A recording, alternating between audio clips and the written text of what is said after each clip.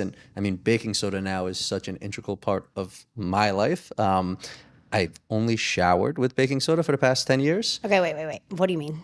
Literally in my shower, there's a cup of baking soda. Okay.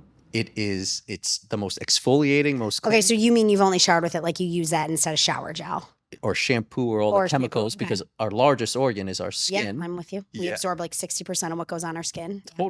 Totally. It's all I wash my clothes with, baking soda. No laundry detergent. No Just laundry detergent. baking, Baking like soda. essential oils. Sometimes I threw in essential oils and stuff if you want, but truly just baking soda.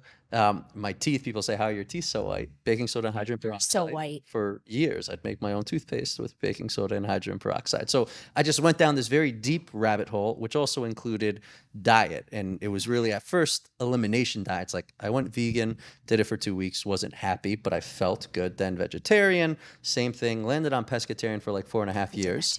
Yeah. And then it was maybe now 9 years ago, I stumbled across ketosis before like our CPG industry Right. ruined it. Yeah, I say yeah. ruined it, Yeah, right? that's fair. Truly. Yeah. And I fell in love with the energy and clarity from cutting out sugar and my body transitioning to burning fat for energy. And so totally cut out sugar, especially from beverages, and would only drink water and unsweetened tea. And this is where my co-founder Tommy comes in. We drink unsweetened tea together at work. He loved bubbles and came up with this brilliant idea to brew a mate that we used to drink. He bought a soda stream, cooled the tea, put it in the soda stream, brought it in for me to try, and it was like, whoa, love at first sip. I hadn't had bubbles in so long. I was, again, moonlighting on the side, doing like real estate, trying to find what I could like leave the engineering job and go all in. And when he presented this was like, it blended my passion for health and wellness with something I thought was cool. And so we started moonlighting on the side, and within like 6 months had a product, and ended up quitting and going on this 9-year insane journey of getting in the beverage space. So fascinating. I know a lot of founders in the food space. I don't know any who came from like a nuclear power plant. It's like such an interesting. Very interesting, yeah. But I mean, an engineer really is just a problem solver, right? Yeah. A problem thinker. And we think like we had a problem, like we were frustrated with the lack of transparency in the beverage space Yeah, specifically. beverage is gnarly. Horrible. And I mean, you know about it all about in sauce space too. And Yeah, but beverage is like next level. oh my God. And I mean, really, the largest pandemic in our country is diabetes, right? Yeah. And the number one consumption of sugar is in beverages. People Yeah. just have no idea.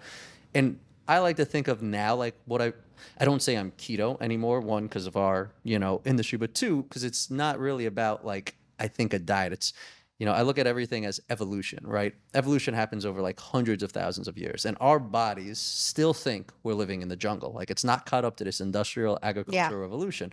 And so we're used to processing real whole food. We're used to getting sugar when it's with fiber in real food. We never would put like high dose, like 36 grams of pure sugar in a liquid beverage. That's like poison for our bodies. They're not used to processing it. Yeah. They will in a couple 100,000 years, but until then, you're going to see diabetes, Alzheimer's, cancer, all these diseases, which all of a sudden started when the industrial agricultural revolution happened, because it's our bodies trying to evolve and like accept these foreign things that it's not used to.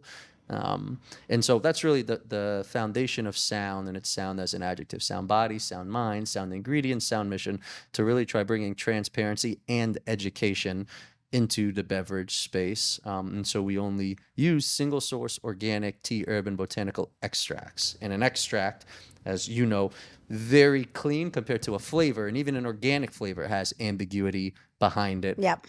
In our industry, and there's so much things you could umbrella around it.